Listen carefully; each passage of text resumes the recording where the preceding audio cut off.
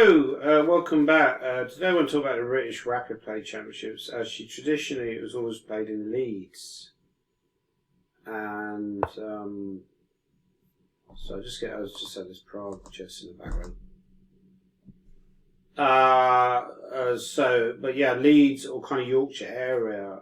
Funny enough, I think it was back in the day. I believe it was first played in 1993. Nigel Short won with 11 out of 11, which is a fantastic score, right? I played in it many years, actually. I believe the player who's won it the most times is Mark Hebden. He's won it 6 times, I looked up Wikipedia. Now, don't get me wrong, it's a great honour to win the British Rapid Play. However, you would have to also say that people like Adams were missing. People like... obviously, David Howe, he's won it back in the day, but he lives in Norway now. He's got other things. He stopped playing anyway, quite soon after he got to sort of like really top level. Luke McShane, don't think he's ever, or very rarely played if he has played. Wayne Jones has played it before, but not for many years. So it possibly detracts from winning the tournament. But it was a very strong tournament, and actually it gives you an idea of the future of English chess, because there were so many junior kind of players playing. So it's often like a rite of passage. You play in the British Rapid Play. People like Adams did play when they were younger. Obviously David Howe and so on. And Shreyas Royal was playing this year. So I was top seed, but I looked at it and I thought, well, Shreyas Royal is not 14th seed, right? He's already one of the better players in England, and he's potentially going to be in that 2600 club in the future. So I was kind of under the pressure of being the top seed. We got to round 5, and I played against Stanley. Let's have a look at that game, actually. So just get rid of this on-screen keyboard, and let's move me out of the way. They can even flip the board to show. Let's just quickly go through the game. I think Stanley is like a raw talent, and he can get a lot stronger actually, because he's got. I think he would say he's got some slight weaknesses in his game. I would say I can't really talk because he beat me, but I think he can get a lot stronger. I mean, Hawkins was saying to me that when he first started coaching that Stanley kid, he's like one of Hawkins' success stories. He was like 30 grade or something, Stanley. He was like really low. He was, like beginner level. But he shot up during the pandemic. He's one of these pandemic kids. Bod Hanna would fit into that category as well. But we'll very quickly show you the game. And, around about this point I was feeling quite comfortable. But my opponent was playing fairly quickly as well. Put me under pressure on the clock. So he's a good practical player as well. And he played a good move here, I think, a good practical move, c4, which does create this potential weakness. I spent too long here considering whether I should take. I should just take. And then I should have gone Queen f4. Would have been better. That was my original intention, actually. When I took, I intended to go Queen f4, but then I started saying, oh, maybe I could go Queen b4. As soon as I went Queen b4, I kind of regretted it. So my original intention was to go Queen f4, put the rook on d8. So I was kind of being indecisive. I went here and... there was a beautiful win here, actually. It's worth mentioning, I think. Oh yeah, it's here I can take. Now... I've probably forgotten what it is. What is the beautiful win, actually? I think you go here. And then after this move, you go here. So now you're threatening to maybe win material, or threatening this rook to come down. So it's a bit of a weird one. If they go here, that loses for a particularly brilliant reason, which I only found this out after the game, obviously. The thing is, I missed far easier wins than this later, so, I was never going to find this, especially with a shorter time. The problem with this time control was, it's not really rapid play. Rapid play, we used to play 30 minutes per game, but it's like 10 minutes plus 5, 15 minutes plus 5 seconds. So generally what happens is people play the first 20 moves, and then we'll all be in time trouble. Everybody will be in time trouble after 20 moves. It just seems to happen every single game. So essentially you start off with rapid play and it just turns into a blitz. So, you know, I don't think I would have found this anyway. Maybe if I'd had more time I would have found it. But the beautiful win is here, again, it like freeze your videos, have a think. The beautiful win here is rook h3, which is a real shocker. So you have to take. Like if you take here, the problem is then I will take. And shows that I've really done my research on this, because why isn't this a move? Maybe I'm getting the lines confused. Why? I suppose just this will be a killer, right?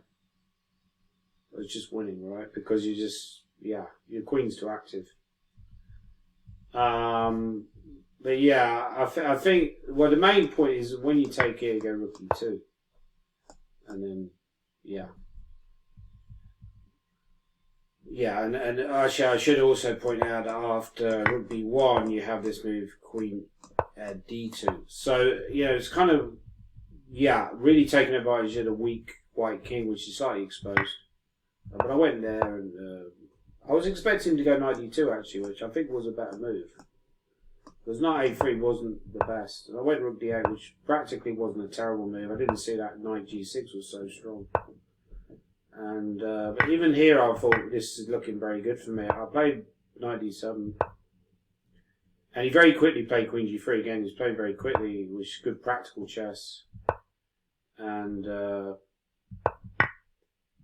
I'm not sure if he missed queen c4, but I was surprised that he just left that pawn on priest. But here, yeah, this is where I started getting confused, because I think one way to win now is to go, apparently, is to go check. Is that what I played? Yeah, I did go check, but now I played a move I didn't really need to play. I think apparently I could just go a3. That was a move I saw. A3. But the problem was there were all these different tempting lines now. And I got confused and nervous, and I got confused between all of them. And I wasn't sure. It was like, you know, which one should I take? And when he took, I saw that there was some threat of going knight b5, but apparently this is good. Why is it good?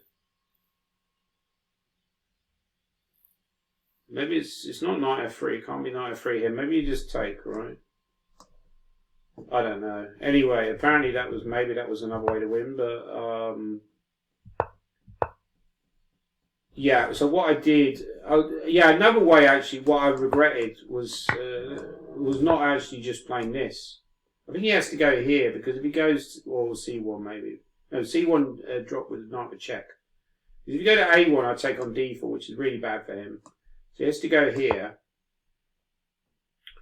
And then queen b6, and actually just take the endgame, which is much easier to play when you're short of time. I was aware the time situation left me in danger.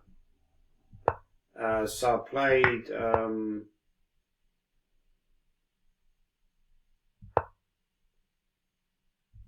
yeah, I didn't play this. I went knight b6, which is probably stupid. I went knight b6, right? No, hang on a minute. Yeah, I went knight b6 immediately, right? And then I went knight f3. And I took. I think this position is still quite good for black. So I kind of was a little bit lucky that it was still quite good. But and now he apparently blundered. I don't know what the better move was, but he went queen g8, which at the time I thought was a brilliant resource, but actually is not a good move. And I could have won on the spot with this move a3 check. And the idea is if you take with the king, check, knight b3, and then mate. So you have to go, well, I think you're basically just busted here. You can't really go back to the back rank because you can get mated. If you come here, it's going to have the same problem. So the big difference in the game is I waited. Like I went, after queen g8, I went knight e5, and he went queen f8. And I suddenly realised that a3 is going to allow queen a3. Right? Well, hang on a minute, A3, Queen A3, that's just the end of the game. There's no attack. So I started panicking. I mean, probably I'm already in trouble now. But yeah, I basically blundered here. I thought, so I saw this idea, I was very quickly saw this idea of going here and then check, just out of desperation, trying to make a draw. Forgetting that after here, very quickly bashed out, which, you know, he will do that because he's very quick. You know, he very quickly bashed out Queen C5 check, and that's the end of the game because he's going to pick the knight off, and so I resigned the game. So that was round 5, and so at that point I'm like way behind the leaders. The leaders are like romping ahead. I think maybe they're even on 5 out of 5 at that point, or I think the leaders were on 5.5 out. I know the leaders were on 5.5 out of 6. So I was potentially a point and a half behind at that point. And obviously, yeah, so Shreyas Royal, he beat Andy Legend that round. Andy's a very good player. He played really well, I felt. But, yeah, Shreyas is a very well prepared player. And, yeah, apparently here, weirdly enough, I remember looking at this game, and knight h4 is not the best move, which actually looks very natural. So again, you know, think about what is the best move here for white. You know, think about, you know, what is the best move? What would the engine say? It's a tough one because I feel like knight h4 is a good move. Apparently, the best move is g5, and the idea is you're going to take here and then you hit the bishop, getting a bit of play, and the queen is maybe coming into g4. You know, because also that queen defends c7, so it doesn't necessarily want to get deflected that easily.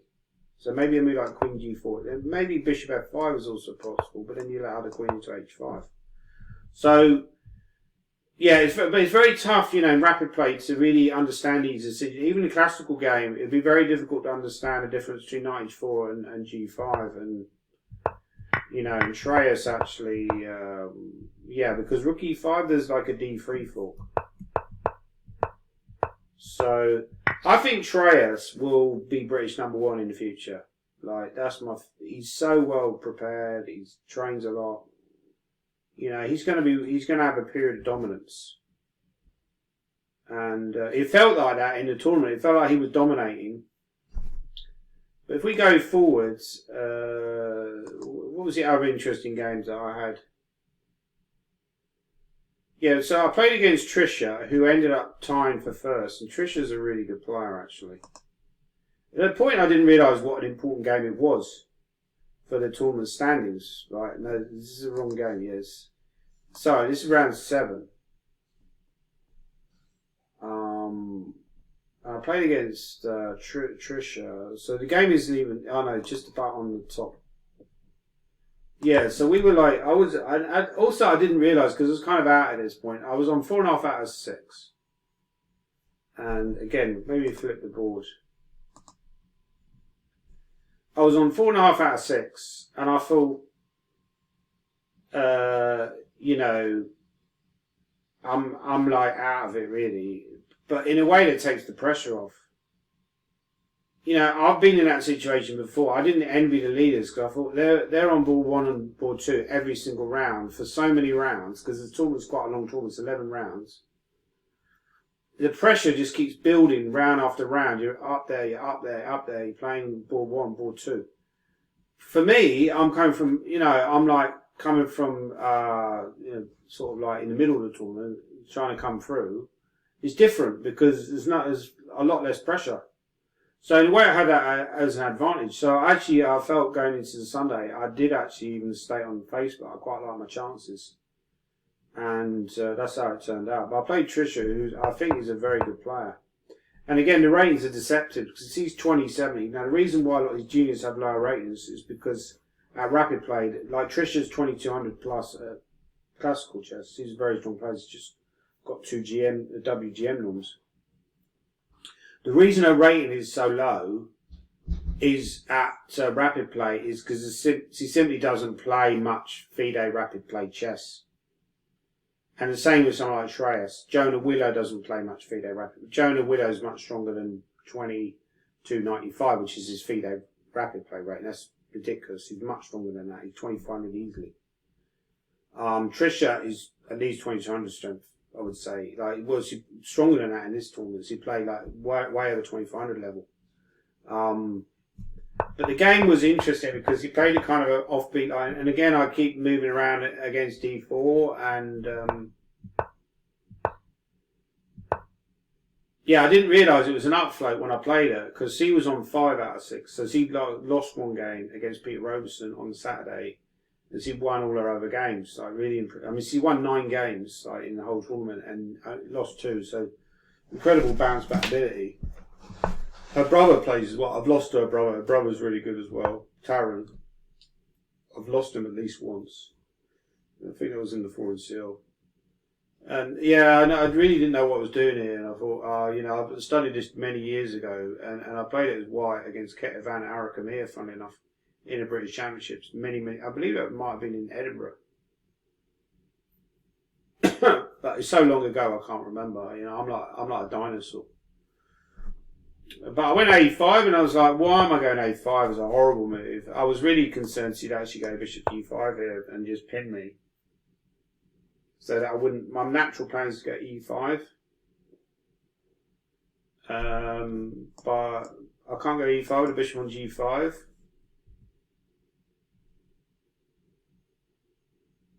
So what do I do actually? And I don't really want to go here because this is just too weakening. So I was sitting on the board, I was like, well, you know, maybe she's going to go f4, you know. So I was really worried about bishop d5. I didn't really want to go bishop f6 either. Maybe queen d2 then. And the problem with moves like queen e8 preparing e5 is they're going to have either knight b5 or knight d5.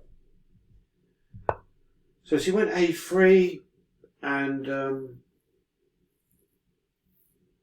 also a decent move.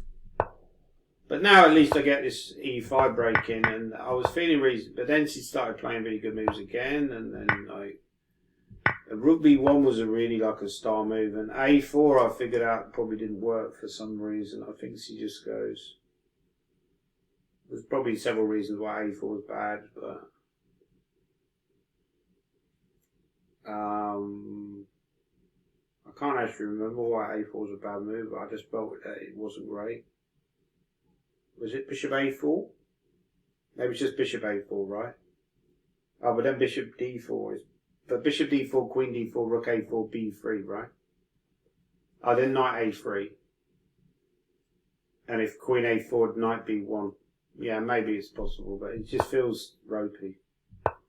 But what I did was no good either. I mean, even worse. And yeah, this position felt really bad for me. Like, she went there and I started, oh my god, this is just really falling apart now. Yeah, I mean, yeah, this knight g3 was good as well. But I think, yeah, as he said after the game, probably you should just take and then maybe put a rook on d1 or something. But I suppose I have e5, but I mean, d5, sorry. Because I don't think I can go rook d8 because of e5. If I go d5, I suppose this was possible. But maybe even a move like b4 here because it just takes rook b8, right? So it might be better to put the other rook on d1. That's another option, so that you have b4 later. And but once I felt what she did was also okay. To be honest, she went here, but I think yeah, maybe here she has better options. I mean, I felt like I felt she was strong here. I mean, I felt her strength because I sensed she was a dangerous attacking player because a lot of players wouldn't make the decisions that she made, which is to basically, I know it didn't work out for her, but just to sack material, to basically go after the black king. A lot of players just wouldn't play like that. They just wouldn't have the ambition to play like that. But probably wasn't the best way because he ended up, maybe here e5 is wrong, like slightly premature, just build up. Maybe h3 is an option. Because black doesn't really have a breakout move here. So you could just build up. There's lots of decent options. Maybe h3, king h2, or h3, king h1, or even move like rook f3 might be an option. But I think that was a mistake because now suddenly I get targets. It's still dangerous, but I just like the fact that he was willing to go for it.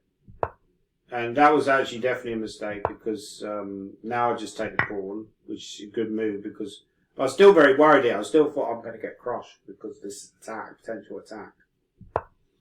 But yeah, I found a good move. Queen b2 was a good move. Yeah, I think one of the reasons I'm quite good at rapid, my results actually rapid over the years have been fairly decent or better than my classical, is I've got good instincts. You know, and I can play. I played a lot of blitz online over the years. I played a lot of blitz over the board, and I just get a good feeling for like the right move. But like classical chess, I tend to worry myself out of it. Yeah, I think by this point it gone a bit wrong for white. There was just one trap. I nearly went bishop e5, and I was like, oh my god, you're really seriously going to allow this move? Like, how much of an idiot are you? Can you imagine how much of an idiot you feel? Like, just resign on the spot, right? That's the sort of move I nearly play. But fortunately, I found knight g4, which is a very nasty tactic. And yeah, I actually saw her best reply, which was knight f5. I actually saw that move in the game with the idea of taking. But it's a tough move to find. And even here, I saw that I had knight f2 and I can chop queens and probably it would survive. And actually, I'm better in the endgame because I'm pulling up in the endgame. But once you went bishop e4, I went f5 and then. So it was really like a key win. And actually, also even here, as he was fighting like rook f4, I missed rook f4. I suddenly thought, oh my god, I'm back. You know, because my intention was to go here. But then I realised he could take with a rook, for example, or there was something. Yeah, I'd probably take with a rook, and it's not so easy. There was something wrong with rook f8. No, rook f8 you take with a bishop, that's right, because there's no rook f4 because of queen h7 mate. But fortunately I had queen e5 and then that was the end of the game. So that, funny enough, that was probably pretty much a decisive game of the tournament. And then in round 8 I played against a guy called Terry Finlay Brooks, I believe. And Tony Finlay Bocott, who's actually, I think, a very talented player. But funny enough, I suddenly realised when I sat down at the board to play him that I'd actually accused him of cheating. Typical Gorm, like, you know, no manners. Like, I lost to him in a blitz game online, and I thought, there's no way this guy could beat me online. I looked up his rating. There's no way this Terry. Obviously, forgetting about the fact that a lot of these people just don't play that much.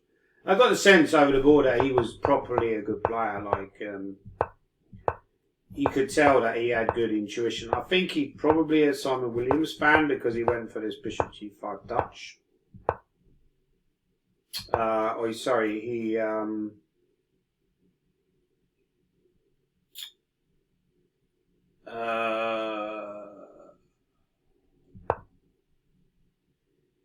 Yeah, he was playing the Dutch himself, right? But I get a feeling that he doesn't know much theory, and he's just like a natural talent.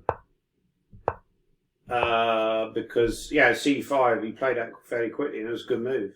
And I felt uncomfortable. I wasn't really sure what I was supposed to do here. You know, I didn't really want to go c4. Maybe I could have considered c4. Actually, maybe think about it now, c4 might have been... Can I play c4 here? Is that a good move? I doesn't like it. If I take here, why can't I take back? Because the knight c6 pawn is weak. So actually the move I played was maybe better. No, I took. The c3 is the best move. Right.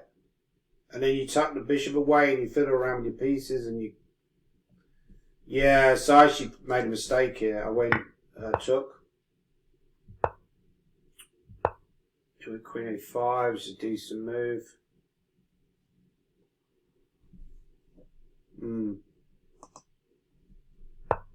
Yeah, and I think there was only one moment. I think here, maybe e5, it didn't need to play e5. Because I think he'd overlooked, yeah, it was kind of, I'd tell you, he sort of calculated before he made this move. But he's got quite an ambitious idea behind it. But, I don't know, maybe it might not be the best, but it felt... But I came up with really out of necessity, he came up with something quite strong. Because probably if I take here, he's going to take here, and then this is all kind of falling apart. So I have to go here, I felt, and then go e4, which is like a punch-out move, right? I'm punching out of my passive position. And yeah, suddenly the tactics are just not working out very well for Black. I mean, maybe he could consider moving the king, right? And then, I don't know, what is the best move here? What he played is correct, but then when I took, apparently he should drop the bishop out. It was a tough move to find in rapid play. Because already actually I'm winning now. But I did not find a good continuation. I should go, again, you might want to pause or whatever. I don't really care what you do, to be honest. But the best move is knight b4. Hitting d5. And yeah, I didn't even consider it. I kind of panicked into taking the pawn, which is stupid. And really, you know, like even I had plenty of time here. I should have really like thought about it. And if I take d5, really, Black's position is terrible. G4 isn't that really that relevant, but d5 is really just gives me complete control over the centre. So I will win d5 by force, and Black is essentially busted. Because the rook can always, if he even defends it with rook d8, I can always castle queenside or go rook d1. So he's going to drop d5. So again, you know, like with rapid play, a tip would be, you might see a good move, but think about your time situation. Do you have enough time? Is this a critical moment to think? Obviously in classical chess, there's a much higher chance I'd find knight b4 because you've got more time. But in rapid play, you've got to rush through situations because you don't have much time. So a lot of it is about really, you know, good time management is so important in rapid play. It's very, very tough to manage your time well in rapid play. And he went, yeah, I was also concerned about ideas like e4 and maybe going d4 and really mixing it up, but yeah, he fought for a while here. I could tell he wanted to keep the queens on, which is understandable, but I'm not sure if there's a good way to keep the queens on. I think what he did was fine. And I hear probably objectively I should just go for a draw because I'm really pushing a boat out now. But like, I saw that this was a draw because he's threatening check. So I don't have time to take the pawn. So I mean, maybe I could argue that White's got a tiny edge after this, but I think once he gets this should be just an easy draw. Really, he's going to go bishop e7. Like, I mean, I've got a tiny edge, but it's not enough. I don't think I got any good risk of losing that position, but in the game I had a risk of losing because I took the rook. And then he went e4 and I started, actually this is quite scary. I mean, the only thing is, it's like in the game, it's quite hard for him to break the light square blockade. I was also concerned that maybe there were variations where he could try and double rooks on the 7th.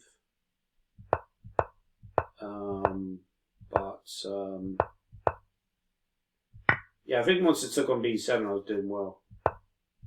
There was one moment later.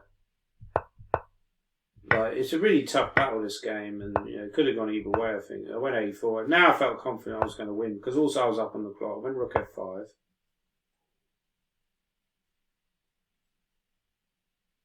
Yeah, which is probably not a terrible move. And I went a5. It still kind of makes sense, right? I probably should just, like, rather than b4, should just start to bring the bishop round and kind of stop this spread immediately. Or bishop f5 here was another option that I considered, but for some reason I didn't like that. I can't remember why. There was some reason. Maybe it was just the fact that I did go bishop f5, sorry. Maybe bishop e4 was actually better. I completely overlooked his next move. But apparently it's not the best move. Apparently there is a good move here that actually draws the game for Black, which is amazing. Yeah, I think he can go. So in this position he went rook d5, which I overlooked. I was like, oh my god, I dropped d5. It's so embarrassing. Right? I forgot I could just retreat. So, that's a natural response. We're both getting short of time, but apparently he can go rook d2, which is an amazing draw. I mean, it doesn't look like there's any way there's going to be a draw because I've got so many pawns. But the main point is that essentially I can't get my king involved in the attack. But obviously in rapid play, you're never going to be able to see this. You're never going to be able to find this for black. Very, very few players would find this. Maybe Magnus would find this. But the fact that this is actually a draw is even even with more time, I would not be certain. In fact, I don't really understand why it is a draw. Why is it a draw if I go b7? Yeah, because bishop a7, king d2 is game over. Right, but apparently you go. I mean, this is ridiculous. You go here and then you go back to b8, and then after this, and now you're suddenly getting So it's almost impossible to work out even with more time why this is a draw. But he didn't find that, which is unsurprising. I would say, to say least, that it's almost impossible defense to find. But now actually this is winning. Like it's some kind of weird way, and. Yeah, basically, I figured out. I mean, there are other ways to win rather than a7, but I figured out that. So I won the first two games against good players on the Sunday, and that really gave me the confidence to kick on. And then I won against Gasanov, who played a very bad game. Actually, funnily enough, that was the easiest game of the whole day against one of the strongest opponents I played the whole tournament. It's just the way it works. When I played Gasanov at Hastings, I played just as bad, well, worse, and I collapsed. So it's funny how it works that way sometimes because he just didn't play a good game at all by his normal standards. He's a really good player, Gasanov. But he played a bad game against me, I feel. He was a little bit nervous. So that kind of gave me impetus. So I think actually is what I would take from that is it's an encouraging tournament for me. Because, well, firstly, obviously I won it, right, which is very rare, I win tournaments. Although actually last year or so I've won quite a few tournaments, which is so encouraging signs, even though my rate's been going down, my classical rate has been going down. But also the fact that I was behind, able to do a comeback is massive. It just gives you confidence. If you're in a bad spot in future, you can just always look back on that and say, I won from a bad position. And some of the situations I've been in before, I remember I played a British rapid play years ago and I beat Jonathan Hawkins on the Saturday night in the Benoni. I was lucky. It was when it was played at Leeds University. And I was lucky and I was losing that game and he blundered. And I thought, oh, right, I'm in great spot now. I'm leading the tournament. I'm going to win the tournament. On the Sunday, I lost to James Cobb. I lost to Craig Hanley. And Jonathan just won all his games. I think he scored 5 out of 5, won the tournament. So when I was on 4.5, it occurred to me, I remember that Hawkins, the year that he won it. And I thought, hang on a minute. That shows it can be done. It's actually easier in a way to actually be chasing, to be lurking, because there's less pressure. I felt like the guys on the top boards, they're there every round. It's just the pressure is increasing every single round. It's understandable that they're making mistakes, that they're maybe dropping points. Because it's very hard to maintain that pace. You're going to have, I know from personal experience, you're going to have a bad game on a Sunday. At some point, you're going to have a dodgy game. And, so I feel like it's actually interesting psychology. So I could use that for future, actually using the Swiss Gambit technique. But like I say, Stanley, the game I lost to Stanley, he's a very good player. So that was merited. He won on merit because he's just very fast. He put me under pressure on the clock. And I think people like him and Shreyas will win titles in the future because they're just very good players. Jonah Willow as well. Peter Robertson is knocking on the door every single tournament. He's played really well at Cambridge. He's one of these quiet guys that kind of is slowly improving, but people don't take much notice of him. I think he's going to win big tournaments in the future. And obviously Trisha was really the star of the show. She was incredible, the whole tournament. So that's really like a new star has emerged. But yeah, when you look at that tournament, that was really the thing that stood out. How many good junior players there were in comparison to, say, 5-10 years ago. And yeah, you don't get the big names there. There weren't like the Michael Adams, like the Matthew Sadlers, David Howes, Gawain Jones, and Louis Shanes. But those players in the future will probably be as good as those players anyway. So yeah, that's really encouraging for the future of British chess.